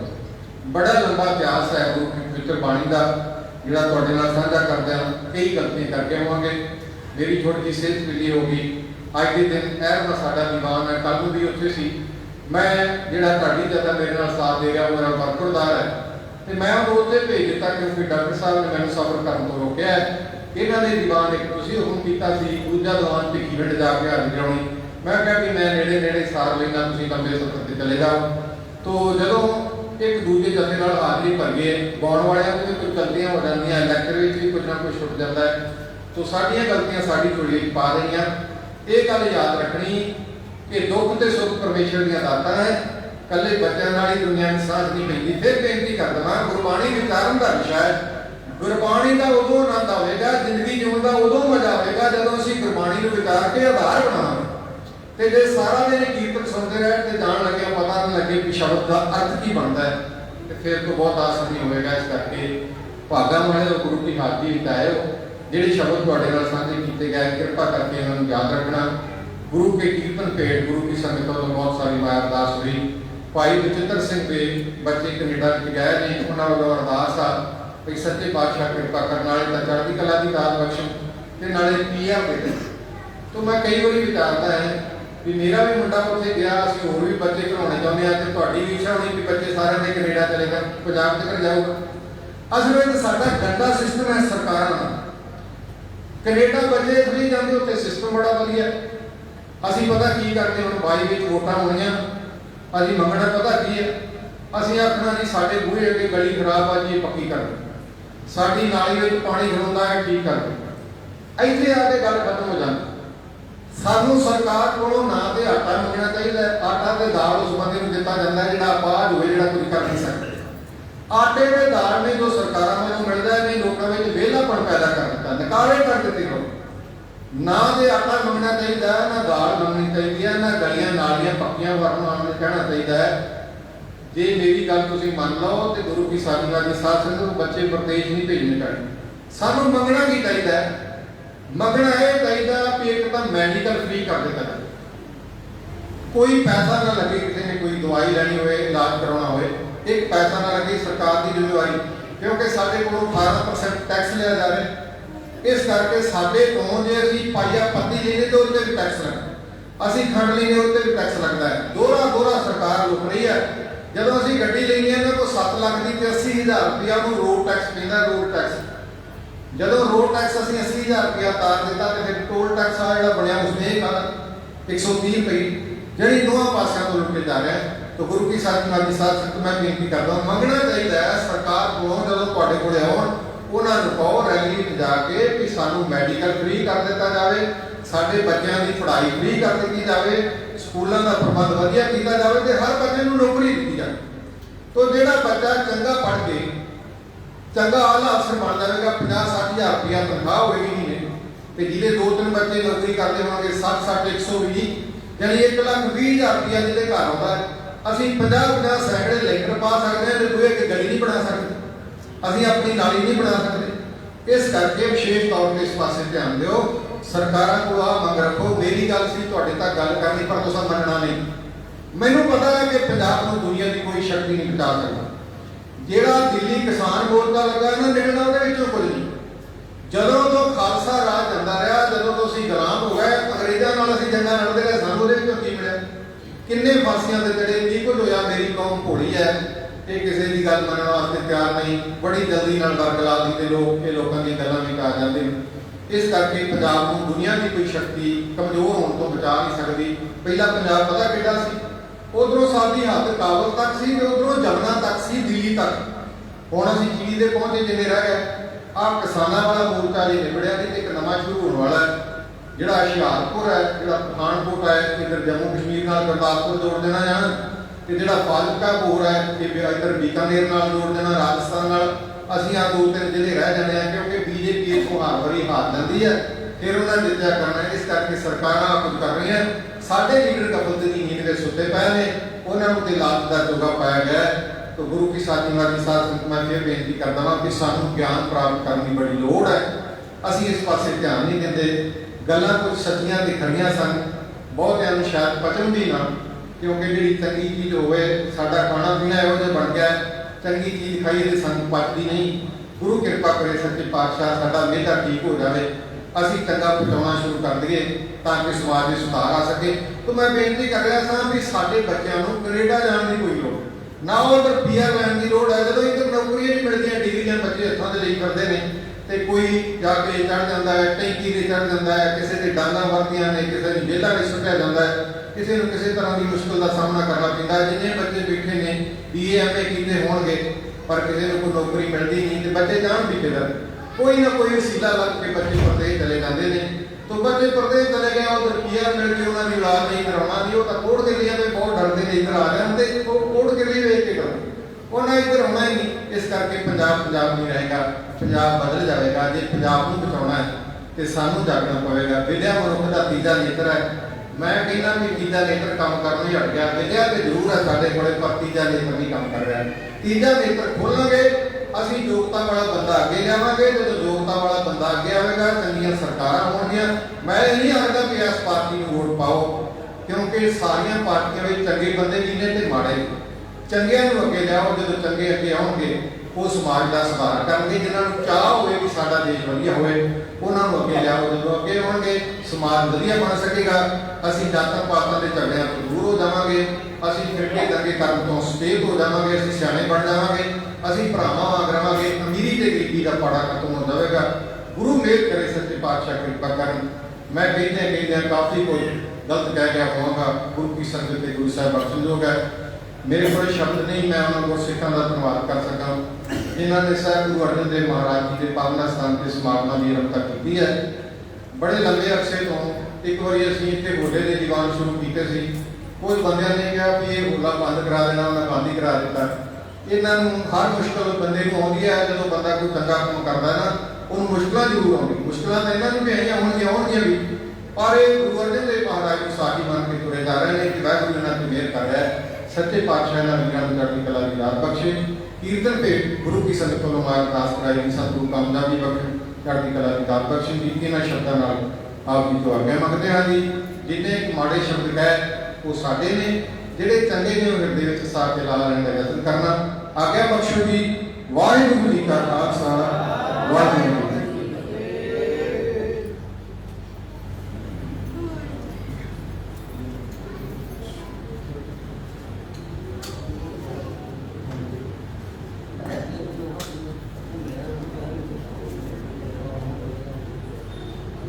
ਇਹ ਗੱਲਾਂ ਜਿਹੜੀਆਂ ਸਾਡੇ ਜੀਵਨ ਦੇ ਵਿੱਚ ਜੇ ਵਸ ਜਾਣ ਤੇ ਸ਼ਾਇਦ ਸਾਡਾ ਪਾਰ ਉਤਾਰਾ ਹੋ ਸਕਦਾ ਹੈ। ਮੈਂ ਇੱਕ ਕਿਤਾਬ ਪੜ੍ਹਦਾ ਪਿਆ ਸੀ ਜਿਸ ਦੇ ਵਿੱਚ ਲਿਖਣ ਵਾਲੇ ਨੇ ਜ਼ਿਕਰ ਕੀਤਾ ਪੰਜਾਬ ਵਸਦਾ ਗੁਰਾਂ ਦੇ ਨਾਮ ਤੇ। ਧੰਨ ਸਾਹਿਬ ਸ੍ਰੀ ਗੁਰੂ ਗ੍ਰੰਥ ਸਾਹਿਬ ਜੀ ਦੇ ਪ੍ਰਕਾਸ਼ ਪੁਰਬ ਨੂੰ ਮਨਾਉਣ ਦੇ ਲਈ ਆਪਾਂ ਇਕੱਤਰ ਹੋਏ ਹਾਂ। ਪਰ ਸੋਚ ਕੇ ਦੇਖੀਏ ਕਿ ਅੱਜ ਸਾਡਾ ਪੰਜਾਬ ਵਾਕਿਆ ਹੀ ਗੁਰਾਂ ਦੇ ਨਾਮ ਤੇ ਵਸਦਾ ਹੈ। ਕੋਈ ਇੱਕ, ਕਿਉਂਕਿ ਅੱਜ ਕੱਲ ਵਿਚਾਰਾਂ ਦੀ ਤੇ ਆਜ਼ਾਦੀ ਹੈ ਹੀ ਹੈ, ਨਾਲ ਨਾਲ ਵਿਚਾਰਾਂ ਨੂੰ ਪੇਸ਼ ਕਰਨ ਦੇ ਪਲੇਟਫਾਰਮ ਇੰਨੇ ਕੁ ਜ਼ਿਆਦਾ ਹੋ ਗਏ ਕਿ ਜਿਹੜਾ ਮਰਜ਼ੀ ਉੱਠ ਕੇ ਜਿਹੜੇ ਮਰਜ਼ੀ ਵਿਸ਼ੇ ਦੇ ਉੱਪਰ ਗੱਲ ਕਰ ਜਾਂਦਾ। ਬੱਚਿਆਂ ਨੇ ਇੱਕ ਕਵਿਤਾ ਪੇਸ਼ ਕਰਨੀ ਹੈ। ਮੇਰੀ ਬੇਨਤੀ ਹੈ ਕਿ ਬੱਚਿਆਂ ਨੂੰ ਮਾਈਕ ਤੇ ਆ ਜਾਣ। ਬਾਬਾ ਜੀ ਸਟੈਂਡ ਸੈੱਟ ਕਰ।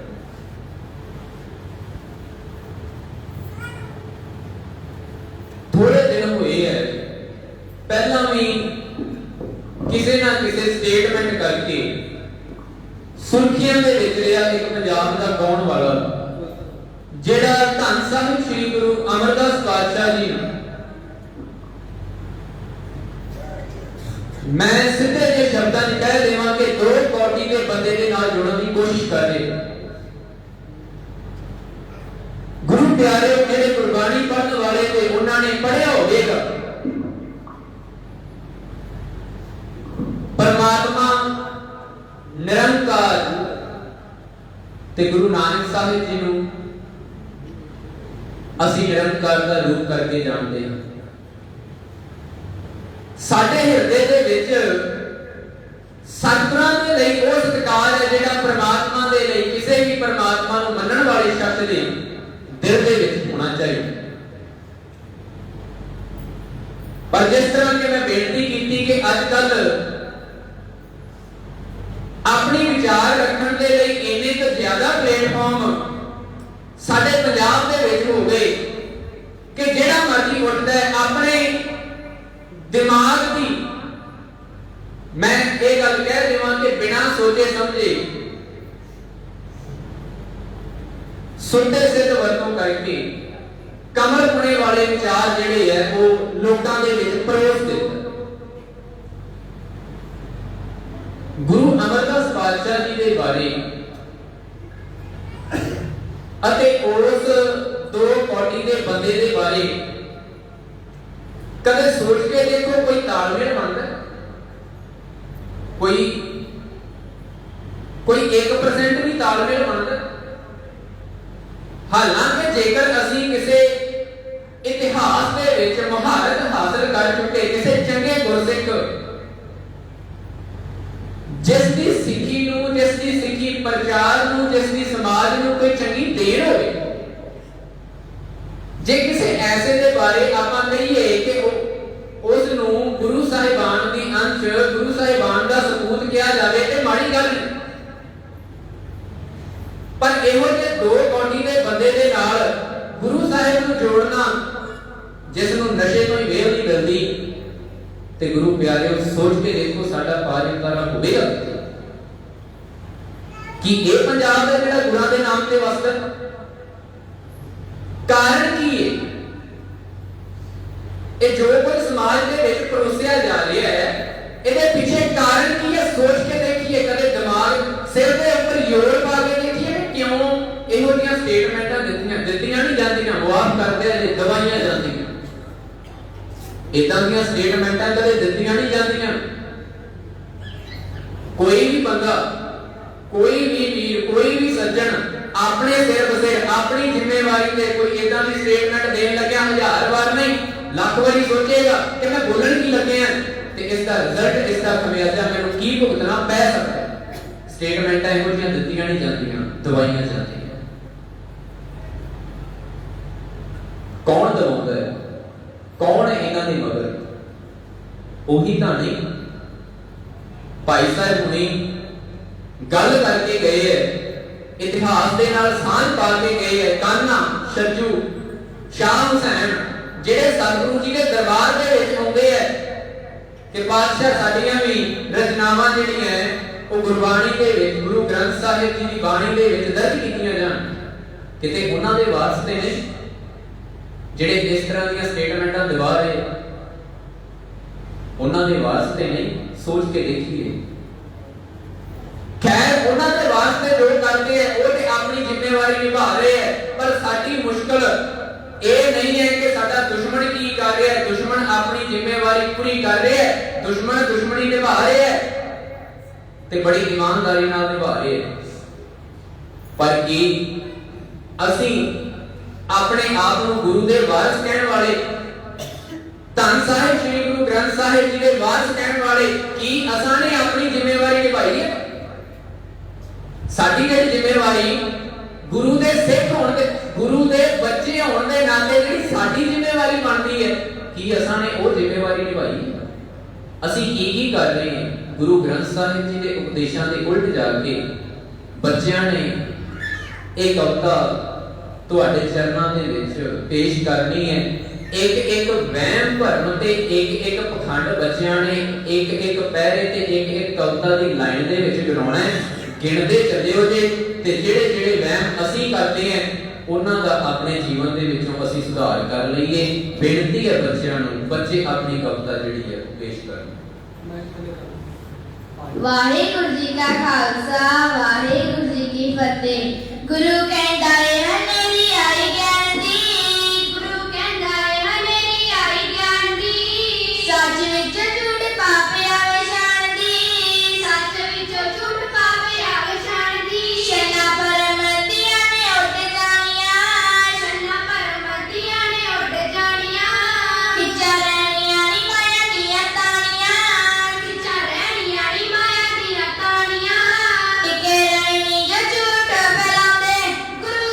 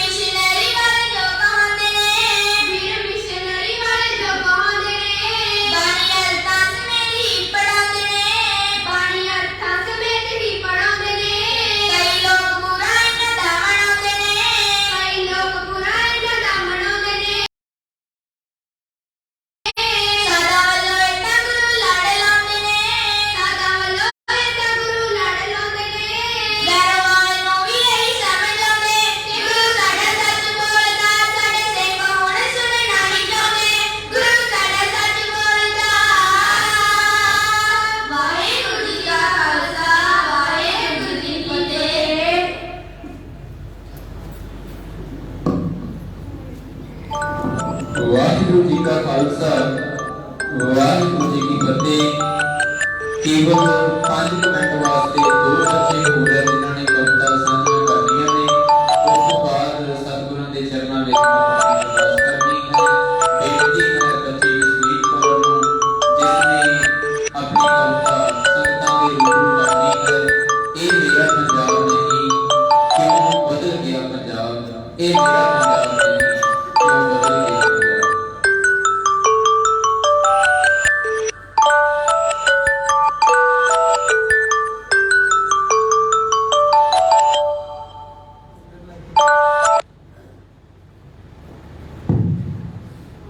ਵਾਹਿਗੁਰੂ ਜੀ ਕਾ ਖਾਲਸਾ ਵਾਹਿਗੁਰੂ ਜੀ ਕੀ ਫਤਿਹ। ਮੇਰੀ ਕਵਿਤਾ ਦਾ ਵਿਸ਼ਾ ਹੈ ਇਹ ਪੰਜਾਬ ਨਹੀਂ, ਜਿੱਥੇ ਪੰਜ ਦਰਿਆ ਵਗਦੇ ਸੀ, ਖੁਸ਼ੀਆਂ ਦੇ ਮੇਲੇ ਲੱਗਦੇ ਸੀ, ਜਰਨੈਲ ਸਿੰਘ ਜੀ ਰਹਿੰਦੇ ਸੀ, ਲੋਕੀ ਪਿੰਡਰਾਂ ਵਾਲਾ ਜਿਹਨੂੰ ਕਹਿੰਦੇ ਸੀ। ਹੁਣ ਕਿੱਥੇ ਗਿਆ ਇਹ ਜਹਲਮ ਤੇ ਕਿੱਥੇ ਗਿਆ ਜਨਾਬ, ਹੁਣ ਕਿੱਥੇ ਗਿਆ ਇਹ ਜਹਲਮ ਤੇ ਕਿੱਥੇ ਗਿਆ ਜਨਾਬ। ਇਹ ਮੇਰਾ ਪੰਜਾਬ ਨਹੀਂ ਕਿਉਂ ਬਦਲ ਗਿਆ ਪੰਜਾਬ, ਇਹ ਮੇਰਾ ਪੰਜਾਬ ਨਹੀਂ ਕਿਉਂ ਬਦਲ ਗਿਆ ਪੰਜਾਬ। ਇਹ ਲਾਸ਼ਾਂ ਕਿੰਨਾਂ ਦੀਆਂ ਪਈਆਂ ਨੇ, ਇਹ ਲਾਸ਼ਾਂ ਕਿੰਨਾਂ ਦੀਆਂ ਪਈਆਂ ਨੇ, ਇਹ ਮਾਵਾਂ ਕਿਉਂ ਰੋ ਰਹੀਆਂ ਨੇ, ਇਹ ਚਾਰੇ ਪਾਸੇ ਰੌਲਾ ਕਿਉਂ ਕਿ ਹੋਇਆ ਮਾਹੌਲ ਖਰਾਬ। ਇਹ ਮੇਰਾ ਪੰਜਾਬ ਨਹੀਂ ਕਿਉਂ ਬਦਲ ਗਿਆ ਪੰਜਾਬ, ਇਹ ਮੇਰਾ ਪੰਜਾਬ ਨਹੀਂ ਕਿਉਂ ਬਦਲ ਗਿਆ ਪੰਜਾਬ। ਗਲੀ ਟਾਇਰ ਪਾ ਕੇ ਕਿਉਂ ਸਾੜੇ ਗਏ, ਬੇਗੁਨਾਹ ਲੋਕ ਕਿਉਂ ਮਾਰੇ ਗਏ, ਇਹ ਹਮਲਾ ਕਿਉਂ ਕਰਵਾਇਆ ਗਿਆ, ਸਾਡਾ ਅਕਾਲ ਤਖਤ ਕਿਉਂ ਢਾਇਆ ਗਿਆ, ਸਾਡਾ ਅਕਾਲ ਤਖਤ ਕਿਉਂ ਢਾਇਆ ਗਿਆ। ਸਾਡੇ ਇਹਨਾਂ ਸਵਾਲਾਂ ਦਾ ਕਿਹੜਾ ਦਊ ਜਵਾਬ। ਇਹ ਮੇਰਾ ਪੰਜਾਬ ਨਹੀਂ ਕਿਉਂ ਬਦਲ ਗਿਆ ਪੰਜਾਬ, ਇਹ ਮੇਰਾ ਪੰਜਾਬ ਨਹੀਂ ਕਿਉਂ ਬਦਲ ਗਿਆ ਪੰਜਾਬ। ਇਹ ਜ਼ੁਲਮ ਕਿਉਂ ਕਮਾ ਰਹੇ ਨੇ, ਇਹ ਕੱਤੀ ਪ੍ਰੈਸ ਕਿਸ ਦੇ ਲਾ ਰਹੇ ਨੇ, ਇਹ ਅੱਖਾਂ ਕਿਸ ਦੀਆਂ ਕੱਢ ਰਹੇ ਨੇ, ਇਹ ਜ਼ੁਬਾਨ ਕਿਸ ਦੀ ਵੱਢ ਰਹੇ ਨੇ। ਇਹ ਆਦਮੀ ਨੇ ਦਾ ਜਲਾਦ, ਇਹ ਆਦਮੀ ਨੇ ਦਾ ਜਲਾਦ। ਇਹ ਮੇਰਾ ਪੰਜਾਬ ਨਹੀਂ ਕਿਉਂ ਬਦਲ ਗਿਆ ਪੰਜਾਬ, ਇਹ ਮੇਰਾ ਪੰਜਾਬ ਨਹੀਂ ਕਿਉਂ ਬਦਲ ਗਿਆ ਪੰਜਾਬ। ਸਾਡੇ ਕਿੰਨੇ ਗੱਭਰੂ ਮਾਰੇ ਗਏ, ਕਿੰਨੇ ਲਵਾਰਿਸ ਕਰ ਸਾੜੇ ਗਏ, ਕਿੰਨੇ ਨਹਿਰਾਂ ਦੇ ਵਿੱਚ ਰੋੜੇ ਗਏ, ਕਿੰਨੇ ਜੇਲ੍ਹਾਂ ਦੇ ਵਿੱਚ ਤਾੜੇ ਗਏ। ਇਹਨਾਂ ਕੀਮਤੀ ਜਾਨਾਂ ਦਾ ਕਿਹੜਾ ਦਊ ਹਿਸਾਬ। ਇਹ ਮੇਰਾ ਪੰਜਾਬ ਨਹੀਂ ਕਿਉਂ ਬਦਲ ਗਿਆ ਪੰਜਾਬ, ਇਹ ਮੇਰਾ ਪੰਜਾਬ ਨਹੀਂ ਕਿਉਂ ਬਦਲ ਗਿਆ ਪੰਜਾਬ। ਇੱਥੇ ਮਾੜਾ ਹਾਲ ਕਿਸਾਨੀ ਦਾ ਰੰਗ ਫਿੱਕਾ ਪਿਆ ਜਵਾਨੀ ਦਾ, ਜੋ ਕੌਮੀ ਜਾਨਾਂ ਮਾਰ ਲੈਂਦੇ ਮੁੱਲ ਪੈਂਦਾ ਨਹੀਂ ਕੁਰਬਾਨੀ ਦਾ। ਗੁਰੂਆਂ ਪੀਰਾਂ ਦੀ ਧਰਤੀ ਤੇ ਮੇਰੇ ਵਾਲਿਆਂ ਚ ਵੀ ਗਏ ਪਈ ਸ਼ਰਾਬ। ਇਹ ਮੇਰਾ ਪੰਜਾਬ ਨਹੀਂ ਕਿਉਂ ਬਦਲ ਗਿਆ ਪੰਜਾਬ, ਇਹ ਮੇਰਾ ਪੰਜਾਬ ਨਹੀਂ ਕਿਉਂ ਬਦਲ ਗਿਆ ਪੰਜਾਬ, ਕਿਉਂ ਬਦਲ ਗਿਆ ਪੰਜਾਬ। ਵਾਹਿਗੁਰੂ ਜੀ ਕਾ ਖਾਲਸਾ ਵਾਹਿਗੁਰੂ ਜੀ ਕੀ ਫਤਿਹ। ਵਾਹਿਗੁਰੂ ਜੀ ਕਾ ਖਾਲਸਾ ਵਾਹਿਗੁਰੂ ਜੀ ਕੀ ਫਤਿਹ। ਇਸ ਤੋਂ ਬਾਅਦ ਬੱਚੀ ਅਮਨਪ੍ਰੀਤ ਕੌਰ ਜਿਸ ਦੀ ਕਵਿਤਾ ਦਾ ਵਿਸ਼ਾ ਹੈ ਦੱਸੀ ਬਾਬਾ ਇਹ ਵੀ ਤੇਰੀ ਗਿਣਤੀ ਦੇ ਵਿੱਚ ਆਉਂਦੇ ਨੇ। ਉਹਨਾਂ ਲੋਕਾਂ ਦੇ ਬਾਰੇ ਕਵਿਤਾ ਹੈ ਜਿਹੜੇ ਆਪਣੇ ਆਪ ਨੂੰ ਗੁਰੂ ਦੇ ਸਿੱਖ ਵੀ ਕਹੀ ਜਾਂਦੇ ਐ ਤੇ ਪਖੰਡ ਕਰਨ ਦੇ ਵਿੱਚ ਵੀ ਕਿਸੇ ਗੱਲੋਂ ਪਿੱਛੇ ਨਹੀਂ ਹਟਦੇ। ਬੱਚੀ ਦੀ ਕਵਿਤਾ ਹੈ ਦੱਸੀ ਬਾਬਾ ਇਹ ਵੀ ਤੇਰੀ ਗਿਣਤੀ ਦੇ ਵਿੱਚ ਆਉਂਦੇ ਨੇ। ਵਾਹਿਗੁਰੂ ਜੀ ਕਾ ਖਾਲਸਾ ਵਾਹਿਗੁਰੂ ਜੀ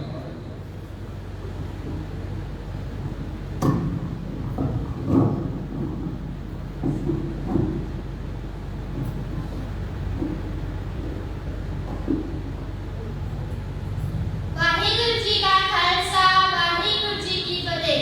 ਦੁਨੀਆ ਵਿੱਚ ਤੇਰੇ ਸਿੱਖ ਮਾਲਕਾ ਕਹਿੰਦੇ ਅੱਜ ਕਰੋੜਾਂ ਨੇ, ਦੁਨੀਆ ਵਿੱਚ ਤੇਰੇ ਸਿੱਖ ਮਾਲਕਾ ਕਹਿੰਦੇ ਅੱਜ ਕਰੋੜਾਂ ਨੇ। ਸੋਨਾ ਪਾਉਂਦੇ ਖਾਂਦੇ ਨੇ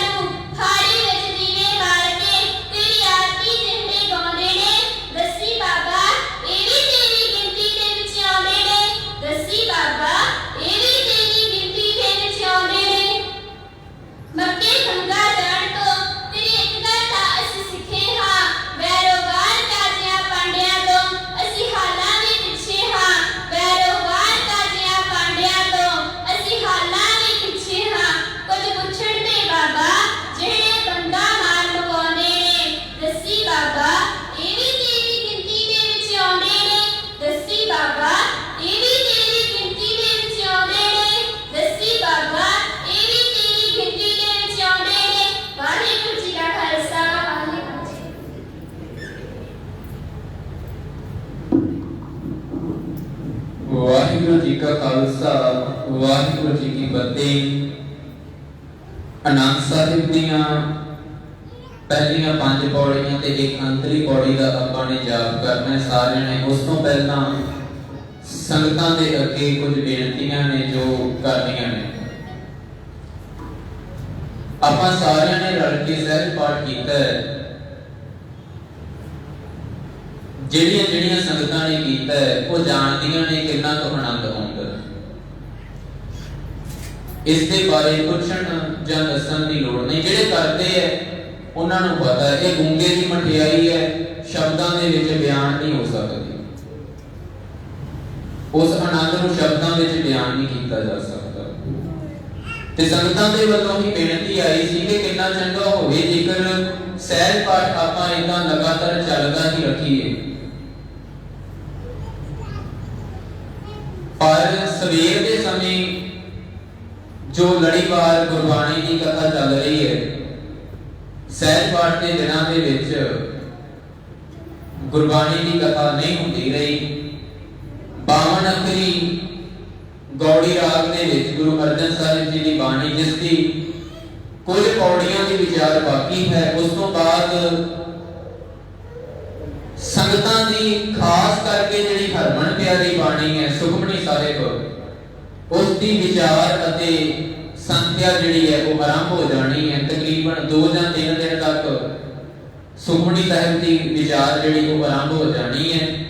ਸਮਾਂ ਸਾਰੀਆਂ ਸੰਗਤਾਂ ਨੂੰ ਪਤਾ ਹੀ ਹੈ, ਸਵੇਰੇ 5:30 ਵਜੇ ਤੋਂ 6:15 ਤੱਕ ਪੌਣੇ ਕੁ ਘੰਟੇ ਦਾ 40 ਮਿੰਟ ਦਾ ਸਮਾਂ ਜਿਹੜਾ ਹੈ ਉਹ ਆਪਾਂ ਸਾਰੇ ਰਲ ਮਿਲ ਕੇ ਕੱਢਿਆ ਕਰੀਏ ਅਤੇ ਸਵੇਰੇ ਗੁਰਦੁਆਰਾ ਸਾਹਿਬ ਵਿਖੇ ਪਹੁੰਚਿਆ ਕਰੀਏ। ਜਿਸ ਤਰ੍ਹਾਂ ਭਾਈ ਸਾਹਿਬ ਵੀ ਗੱਲ ਕਰ ਰਹੇ ਸਨ ਕਿ ਅਸੀਂ ਨਾ 10 ਦਿਨਾਂ ਬਾਅਦ 15 ਦਿਨਾਂ ਬਾਅਦ ਕੋਈ ਵੀ ਵਿਚਾਰ, ਕੋਈ ਵੀ ਗੱਲ ਕਿਸੇ ਵੀ ਵਿਸ਼ੇ ਦੇ ਉੱਪਰ ਹੁੰਦੀ, ਜਿਵੇਂ ਹੁਣ ਇਤਿਹਾਸ ਦੇ ਵਿੱਚੋਂ ਬੜੇ ਅਹਿਮ ਤੱਤ ਜਿਹੜੇ ਹੈ ਉਹ ਗੁਰੂ ਗ੍ਰੰਥ ਸਾਹਿਬ ਜੀ ਦੀ ਸੰਪਾਦਨਾ ਦੇ ਸੰਬੰਧੀ ਦੱਸ ਕੇ ਗਏ ਤੇ ਨਾਲ ਇਹ ਵੀ ਕਹਿ ਗਏ ਹੈ ਕਿ 10 ਦਿਨਾਂ ਤੱਕ ਸੰਗਤ ਭੁੱਲ ਜਾਂਦੀ ਹੈ। ਮੈਂ ਸਮਝਦਾ ਇਹ ਸੰਗਤ ਲਈ ਚੈਲੰਜ ਹੈ ਤੇ ਇਸ ਚੈਲੰਜ ਨੂੰ ਕਿਹੜਾ ਪੂਰਾ ਕਰਦਾ ਹੈ ਇਹ ਸੰਗਤ ਦੀ ਮਰਜ਼ੀ ਹੈ। ਜਿਹੜੇ ਗੁਰਮਤਿ ਕੇਂਦਰ ਦੇ ਵਿੱਚ ਕਲਾਸ ਦੇ ਵਿੱਚ ਬੱਚੇ ਆਉਂਦੇ ਆ ਉਹ ਤਾਂ ਚੈਲੰਜ ਪੂਰਾ ਕਰਨ ਲਈ ਤਿਆਰ ਹੈ, ਉਹ ਤਾਂ ਕਰਨਗੇ। ਕਰੋਗੇ ਨਾ? ਬੱਚੇ ਤਾਂ ਤਿਆਰ ਹੈ। ਬਾਕੀ ਦੀ ਸੰਗਤ ਨੂੰ ਦੇਖ ਲਏ। ਦਸੰਬਰ ਦੇ ਵਿੱਚ ਆਪਾਂ ਇਸੇ ਵਿਸ਼ੇ ਦੇ ਉੱਪਰ ਗੁਰੂ ਗ੍ਰੰਥ ਸਾਹਿਬ ਜੀ ਦੀ ਬਾਣੀ ਸੰਪਾਦਨਾ ਦੇ ਵਿਸ਼ੇ ਦੇ ਉੱਪਰ ਜੋ ਦਸੰਬਰ ਮਹੀਨੇ ਦੇ ਵਿੱਚ ਸ਼ਹੀਦੀ ਹਫ਼ਤਾ ਆਪਾਂ ਹਰ ਸਾਲ ਮਨਾਉਂਦੇ ਹਾਂ, ਸਾਹਿਬਜ਼ਾਦਿਆਂ ਦੇ ਸ਼ਹੀਦੀ ਦਿਹਾੜੇ ਦੇ ਸਬੰਧ ਦੇ ਵਿੱਚ ਇਤਿਹਾਸ ਦੇ ਵਿੱਚੋਂ ਅਹਿਮ ਤੱਤ ਲੈ ਕੇ ਇੱਕ ਕੁਇਜ਼ ਮੁਕਾਬਲਾ ਜਿਹੜਾ ਹੈ ਜਿਸ ਦੇ ਵਿੱਚ ਸਾਰੀ ਸੰਗਤ ਨੂੰ ਸੱਦਾ ਦਿੱਤਾ ਜਾਣਾ ਹੈ। ਅਸੀਂ ਬੱਚਿਆਂ ਨੂੰ ਤੇ ਆਪ ਤਿਆਰ ਕਰੀ ਜਾਣਾ, ਸੰਗਤ ਦੀ ਮਰਜ਼ੀ ਹੈ ਕਲਾਸ ਵਿੱਚ ਆ ਕੇ ਤਿਆਰ ਹੋਵੇ, ਸੰਗਤ ਦੀ ਮਰਜ਼ੀ ਹੈ ਘਰ ਬੈਠ ਕੇ ਤਿਆਰ ਹੋਵੇ। ਸਾਰੀ ਸੰਗਤ ਨੂੰ ਬੇਨਤੀ ਹੈ ਇਹ ਚੈਲੰਜ ਕਬੂਲ ਕਰਨਾ ਹੈ। ਦੇਖੋ ਕੋਈ ਵੀ ਪ੍ਰਚਾਰਕ ਹੈ, ਕੋਈ ਵੀ ਢਾਡੀ ਕਵੀਸ਼ਰ ਹੈ, ਉਹ ਆਪਣੀ ਜ਼ਿੰਮੇਵਾਰੀ ਪੂਰੀ ਕਰ ਜਾਂਦਾ ਹੈ।